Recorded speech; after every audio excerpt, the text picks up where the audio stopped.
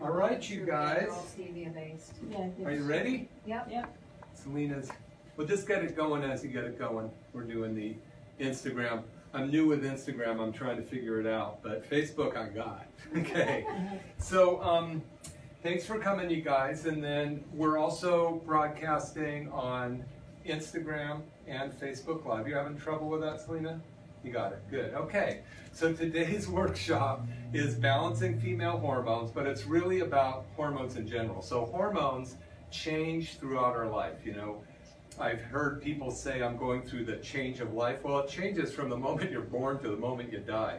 And there's different parts where your hormones are doing different things, right?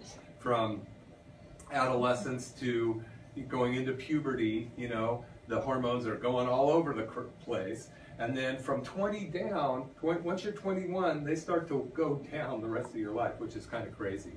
But the main thing is that hormones, they are so strong. They could do so much to make your life great or to make your life miserable.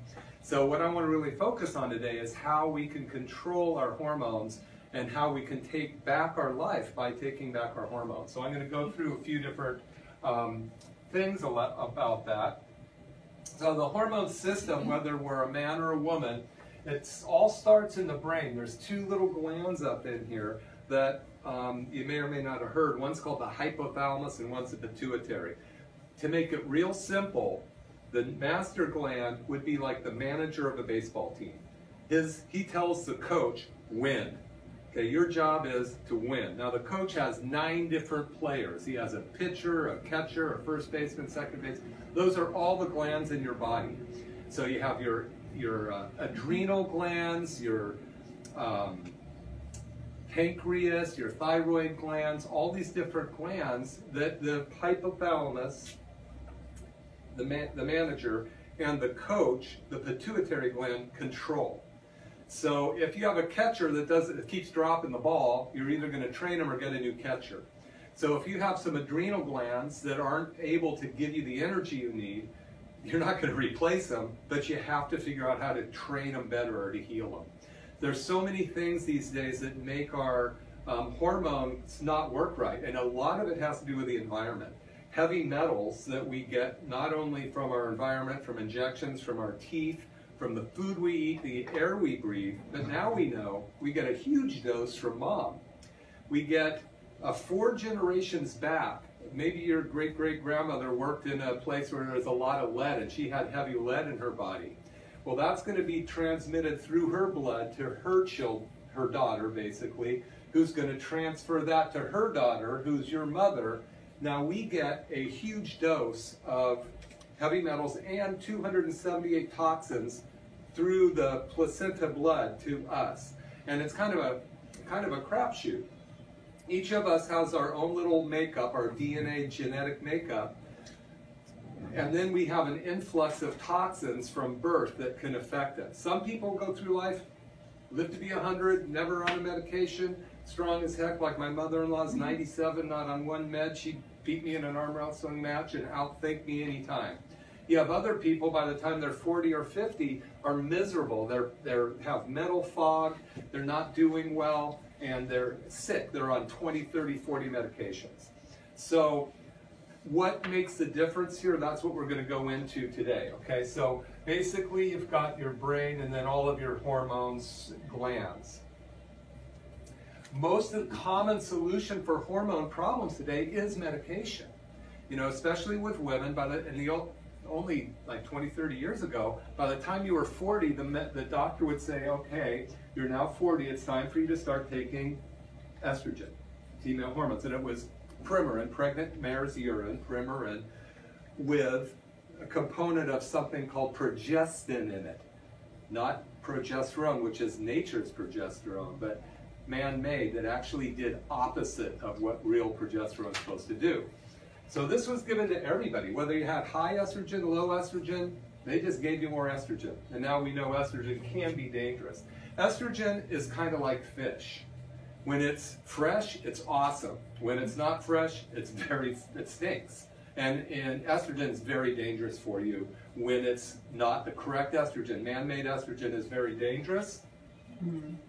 The Women's Health Initiative was a study done back in early 2000 where the Western medical people wanted to find out how great their estrogen products were doing in women.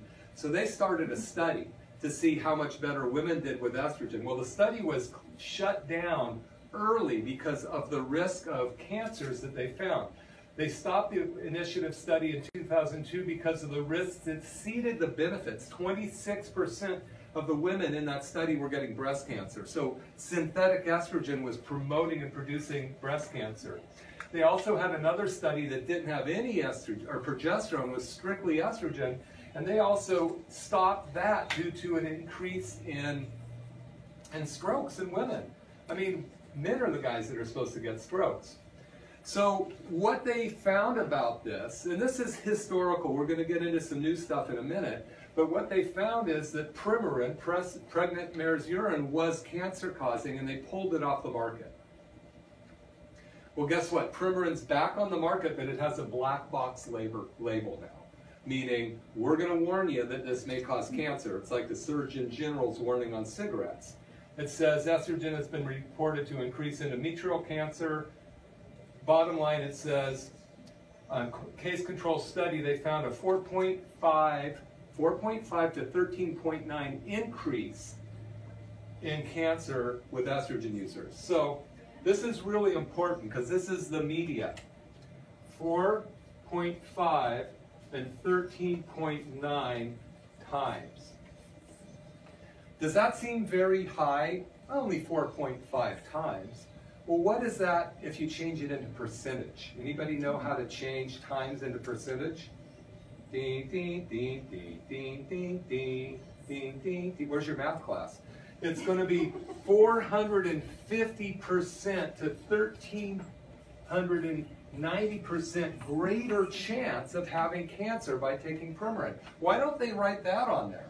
Oh, you only have a 1,390% greater chance of developing cancer by taking Premarin. So, shopper beware.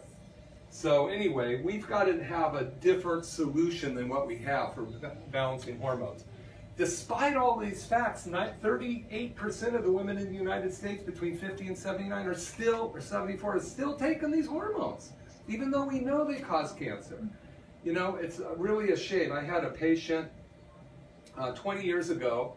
She was on her hormones, and I talked to her about it. She goes, "Don't talk to me about my hormones. They make me function. I'm going to keep taking them." Well, she stopped being a patient, and then about 3 years ago, she came back in. I hadn't seen her in 15 years, and she was still on the hormones. I remembered how she said it. I just chose not to say, "Are you still on your hormones? You know they're dangerous." It probably wouldn't have made a difference, but 6 months later, she called me and said she had developed breast cancer. Now, we know that taking those hormones, you have a 450 to 1,390% chance greater of developing breast cancer on the hormones. I mean, I felt terrible, but she wouldn't listen to me. That's okay. We all have to get educated. We all have to learn, hopefully the easy way, not the hard way. So if I could show you today how to get rid of your hormone problems, would you do something about it? That's really the question. If we can show you the new answers, now we're talking about 2016 up. The research that's come out in 2016 by the guy who won the Nobel Prize, Dr. Yoshiro Osumi. Yes, I practiced saying that a few times.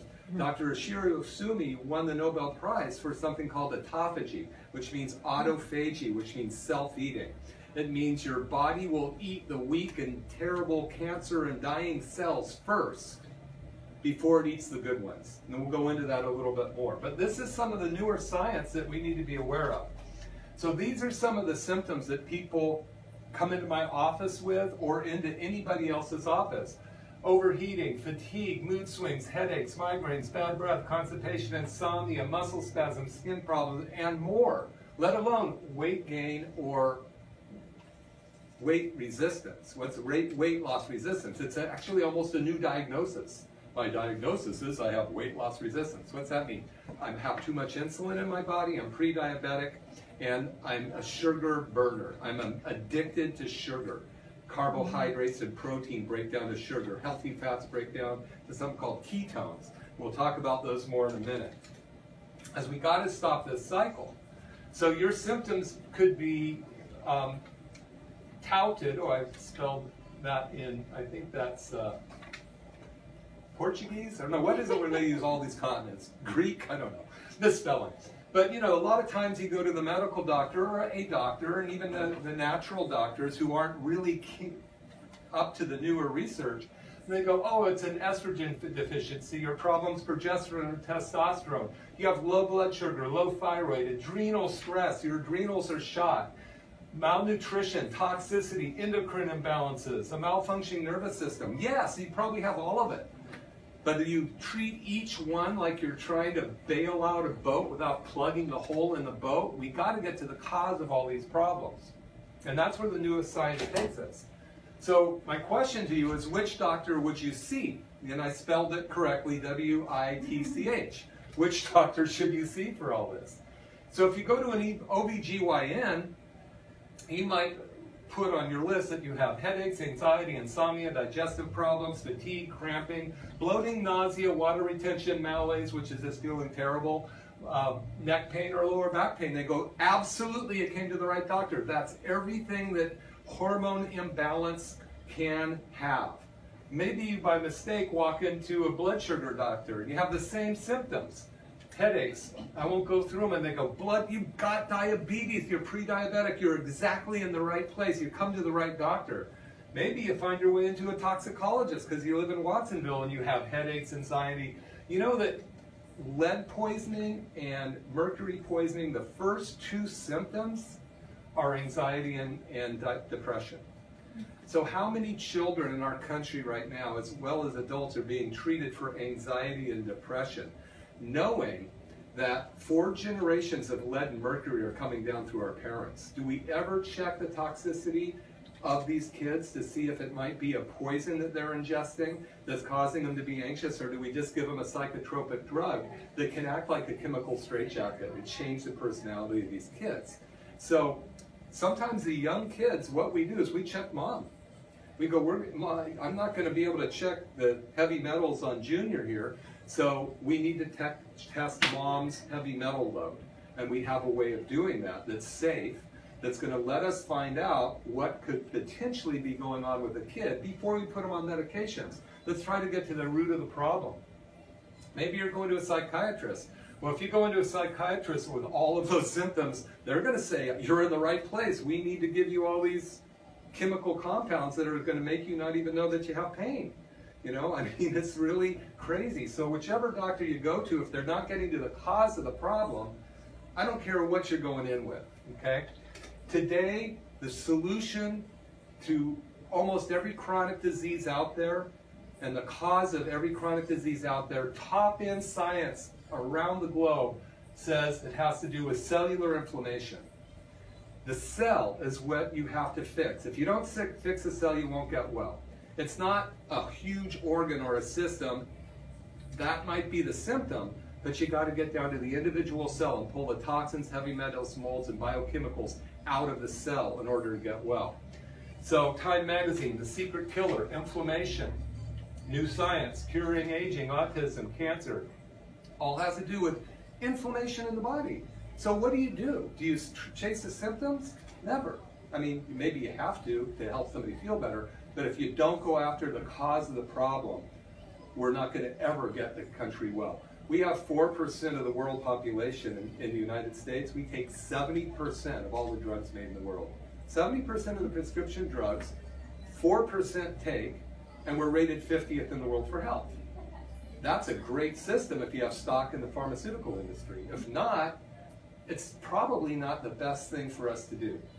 So here's where the problem is. It's in the cell, and we're going to talk about that. And I'm actually going to draw a cell here so we can actually get the idea. Go to the next slide.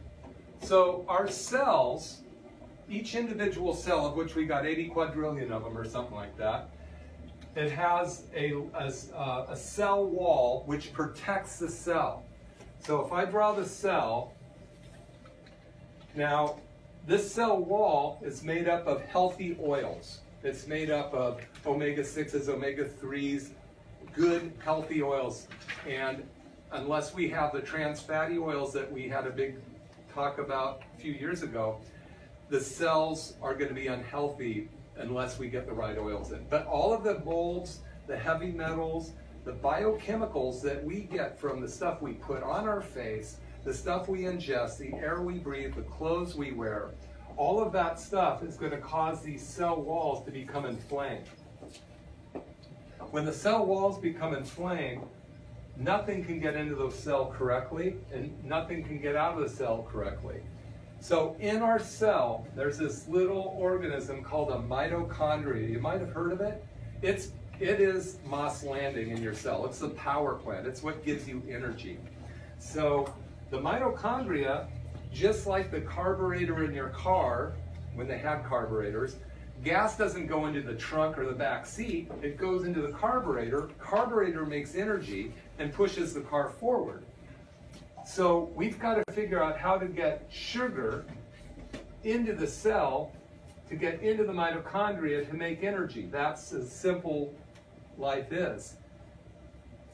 There's something called insulin. You've probably heard of it. Insulin is what opens the door to let sugar in. It's like very polite. It says, oh, here, allow me. Sugar gets into the cell wall through only a door that only sugar can get in. Nothing else can get in that door. Only insulin can open it. Sugar gets into the cell and then goes into the mitochondria or the carburetor and goes, boom, makes energy. That makes us happy and healthy, right? Anytime you have energy, you have exhaust. And that exhaust that comes out of this little power plant has to get out of the cell. Well, if the cell wall is swollen, guess what? It can't get out of the cell. So this is like driving your car with a hose in the exhaust pipe coming around, sticking in the cab with the window rolled up. So you're driving down the street, cruising along in your automobile, and you're getting toxins in the cab of your car making you sick. So that's what happens when you have this inflamed problem. So now, remember a few slides ago we talked about what is causing disease in our country, the secret killer and inflammation. This is what's happening. We've got to fix this if we ever want to get well at all. If we don't address this and fix it, we're never going to make it. So because of the toxic load in our body, our pathways that detox us, like our lungs, we breathe oxygen in and gases out. Our liver cleanses our blood like an oil filter, and then through our colon we get rid of toxins. Our bladder, through our kidneys, the kidneys gets acids out of our body. And our skin, we sweat out things. Those are the 4 ways we detoxify. When they get plugged, people from chronic use of antibiotics that mess with your gut, which is the microbiome in there, these little friendly bugs. We've got more microbiome or more bacteria in our digestive system than we have live cells in our body. So we're more bugs than we are human. Kind of crazy. If those bugs are happy and healthy, they keep us happy and healthy.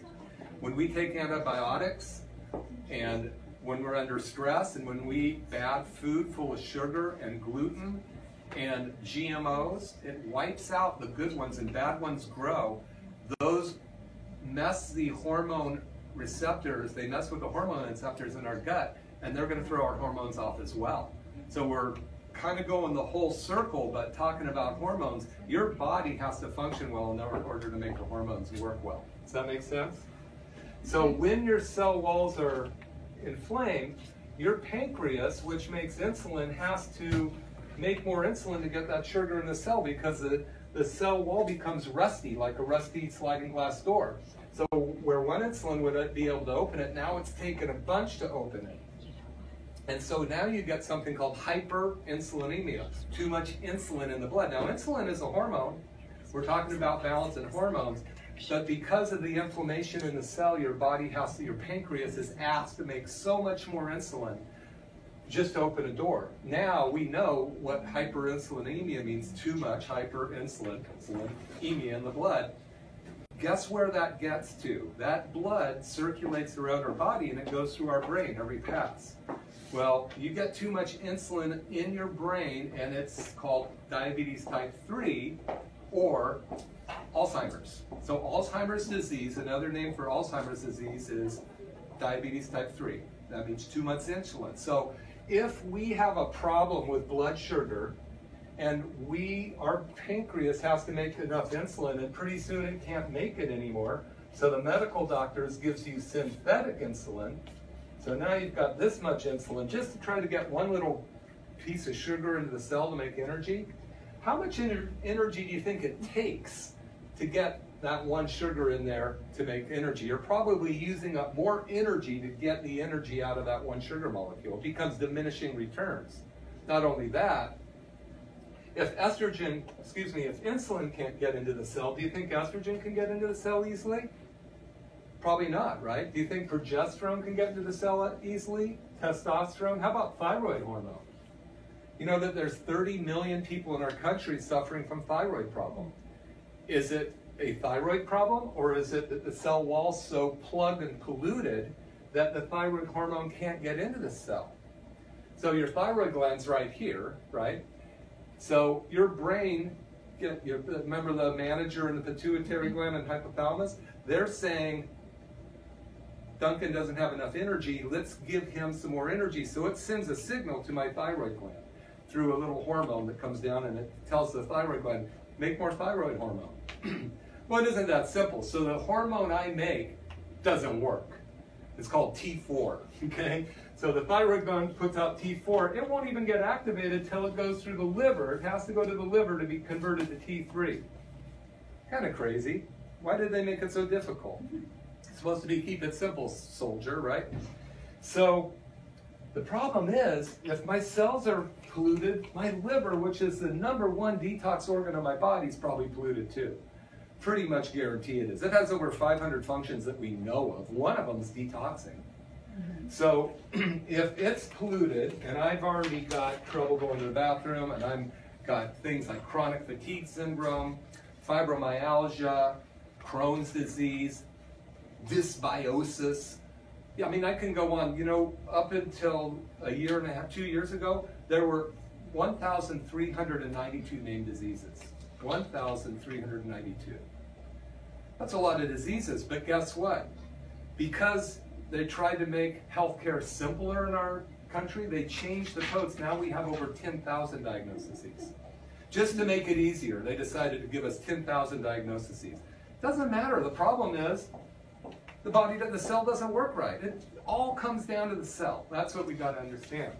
So the point is, what do we do to fix the cell? And that's really the key. So if we can fix the cell, we can get you well. And that's what we specialize in. The science today is unequivocal on this subject. Toxins, heavy metals, molds, and biochemicals get into the cell because it's in our environment and our body does not know how to get rid of them. So they get in our body, in the cell, and guess what's in our cell? Something called DNA. Ever heard of it? DNA, right? There's something called a gene in the DNA, right? So it turns I have blue eyes, brown eyes, green eyes, blonde hair, brown hair. That's what genes do. 5 fingers, 6 fingers, you know, stuff like that. When you get toxins stuck in the cell, bad genes turn on. It's like a light switch. It goes click, uh-oh, I've got osteoarthritis now. Or click, I've got multiple sclerosis now. Or click, I've got rheumatoid arthritis now. How come that's turned on? We have two patients. The mother's 87 years old, has rheumatoid arthritis. Both daughters didn't get it till they turned 50. How come they all of a sudden, they have those genes their whole life, how come it turned on at 50? So I bet you wanted to ask that question, I'll tell you. So we're all born with a bucket. Huh? Yeah. Outlining cells are clogged. You're exactly right. But see what? Every one of us comes into life with a bucket. That bucket is a toxic bucket. When that bucket is filled, we get sick. So we already know that we get 278 heavy metals, toxins, and chemicals. A lot of them are cancer causing, or neurotoxins, meaning bad on your brain. We get that from utero, from our mothers. So we all come in with a bucket. Now some people have a bigger bucket. Just genetics, it's the luck of the draw. Some people come into this life with a very small bucket, but we still have that toxic overload based on where our mother came from, and my mother's mother's mother. All of that's passed down. Thanks, Mom. Now, we come into this life. Maybe we get some bacteria in the area. Maybe we live in Watsonville and we get sprayed with methyl bromide all the time.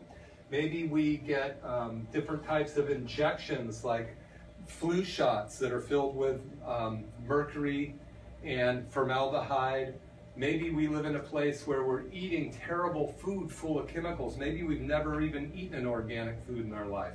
So pretty soon this bucket fills up. As soon as it fills up here, guess what? Bad genes turn on and you get sick. Could that answer why both those women didn't get rheumatoid arthritis till they were in their 50s? So what if we lowered the toxic load? Do you think it's possible for those bad genes to turn off again? The answer is yes. Let me help you out there. So you have two choices, three. Do nothing, and then you just kind of go through life. You know, we don't die of old age anymore, except your mother. We don't die of old age. We die of a disease, okay? Most of us do. In the old days, you would just wake up dead one day. I mean, what a nice way to go, right? Oh, guess what? Hey, everybody, nice to see you again. We were all good, right? And then there were the ones that were like, oh, God, I knew I shouldn't have done that. They were somewhere else. But the point is, if we can change the way the cells are functioning, if we can get the toxins out of the cell, we can get well. So the phrase is, fix the cell to get well, okay? Now we do some stuff here at the office that can help you, and I'm gonna give you an opportunity at the end for those of you out in the world and anybody here to do some testing that will help you find out where your toxic load came from. It didn't happen yesterday. It's a lifetime of accumulation toxins. And that's what we need to know about. So again, what goes wrong? This cell walls that are made of good oils, for years, we didn't eat correct oils, right? We grew up at a time, at least I did, nobody else is old enough here, but we grew up at a time where we ate Crisco, right? And we also had polyunsaturated oils, which were, you know, they were told to be good to us, but what happened is we started eating them, people got fatter. We started taking grain that had been genetically modified in 1970 in Mexico. All of the grain in the United States is genetically modified now, and it's created new glutens we've never seen before in our life. Those glutens are toxic to us, let alone they're sprayed with glyphosate. Liberally, glyphosate's Roundup, and it's killing our cells, it's blowing our intestines apart, and it's blowing our blood-brain barrier apart, so we're actually getting heavy chemicals, lead, mold, mercury, and chemicals into our brain that's poisoning our brains. And it's causing dementia, it's causing problems with the pituitary and the thyroid gland, that's disrupting our hormone system. So, yeah, this is a talk on hormones. Maybe you're having hot flashes, maybe you're not menstruating correctly, maybe you're having trouble sleeping, maybe you have mood swings or anger. Do we want to douse ourselves with more hormones? If I had a car here and it ran out of gas, and I took a gas can and poured gas all over the outside of the car, do you think that's going to get any gas in the engine? The same thing here. If I have a cell that can't get insulin in it, or can't get progesterone, estrogen, testosterone, or thyroid hormone in it, if I dump more estrogen in the bloodstream, is it going to get in here any easier? Or is it going to possibly cause all the problems associated with hyperestrogenemia, too much insulin in the blood, which we know is dangerous. It's like, again, estrogen's like fish. When it's healthy, when it's fresh, it's great. After a while, it's bad. Estrogen, every fat cell in your body makes estrogen. Every fat cell, okay? So why do we need to get other estrogens put into our body if our body can make our own? The answer is you don't, 90% of the time, 99% of the time. You just got to fix the cell. You got to fix the cell wall. So what do? First of all, we want to eliminate the increased toxic source. It's the first R, we call it the 5 R's. Eliminate the bad areas. If you've got mold in your house, you might have to move. If you are eating crappy food, you might have to change your diet. We want you to stop eating the things that are making you sick. If you work in a place where, I used to work at the automotive place over here, and for 10 years I breathed gas because the cars were always running when we tuned them up, and asbestos because we were doing brakes. When I tested my lead, it's off the chart. I had a whole mouthful of mercury, and I used to play with it as a kid because it was fun. Because it was in kids' toys, for crying out loud. It's toxic. It's, you know, it's a class something. I have to take it away in a hazmat unit when they take it out of your mouth. That stuff gets into your brain. It's dangerous, okay? So we want to eliminate that. Then we've got to repair the damage done to these organs. And that takes some time. We want to restore the energy to our body. These little guys called the mitochondria, they're our energy producers. You know, your heart cells, your heart is 70% mitochondria. So it's like, you know, one of those muscle cars, you know, that's how much energy the heart needs to have. Your stomach cells, about 10% mitochondria, muscle about 20%, but your heart 70%. Guess what? When you take cholesterol medication, guess what it does to your heart? It kills the mitochondria. So you could be lowering your cholesterol, but you're also killing the mitochondria in your heart. So now you go, get in your muscle car, go, boom. So your heart no longer has the power it needs. So again, what do? Do we keep treating the symptoms with all the medications in the world? We may have to for emergencies, but what if we went to the source of the problem and got it handled? To me, that sounds better. So we got to fix the cell that got well. This shows a leaky bucket. Now, this isn't the bucket I was talking about before. This is your gut. So if your digestive system, which has all those microbiome in it, those 100,000 little bacteria that eat our food for us and poop nutrients, unless they're altered, you know, I learned how to draw bacteria in college. There's two types. This kind and this kind. These guys aren't good for you. These guys are good for you. They eat your food and poop nutrients. These guys eat your food and poop toxic neurotoxins. When we take antibiotics, when we are on a gluten, sugar diet, when we're taking medications, when we're under constant stress, when we are in environmental toxins, we kill the good bacteria and bad ones called opportunistic anaerobes. They take over, they destroy our feel-good transmitters. You know, 70% of your serotonin receptors are in your digestive system. But if it's polluted, you're not going to have those serotonin receptors work. You're going to feel anxious, depressed, angry, forlorn, all that other stuff. So what do? You eat sugar. It's an immediate shortcut from the head up. You got the feel-good transmitters from sugar and gluten, bypassing the good, healthy digestive system, and then so you've got trouble. So when your digestive system is filled with bad things, your hormone system isn't going to work, and these junctions get blown apart because they're inflamed. This is your inside of your intestine. This is inside your body. You get large particles in there that are going to destroy the harmony in your body, and they're going to make you sick, cause inflammation, cause hormone disruption, let alone disease, and it's going to turn on the bad genes in your cell, which can cause any kind of disease you can imagine. So glyphosate, the #1 cause in our country right now of leaky gut syndrome, is Roundup, and it's sprayed liberally around here. It's terrible. These are the friendly guys. Those love your microbiome. We need a bumper sticker. Have you hugged your microbiome today? That would be a good thing. So what we want to do is even my wife laughed at that. That's very rare.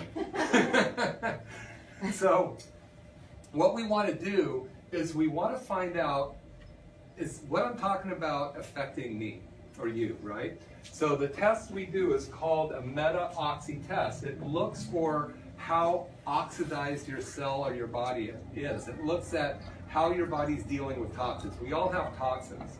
Some of them, you know, our bodies can, our bucket's not even near full. We can work in the toxic environment and be healthy.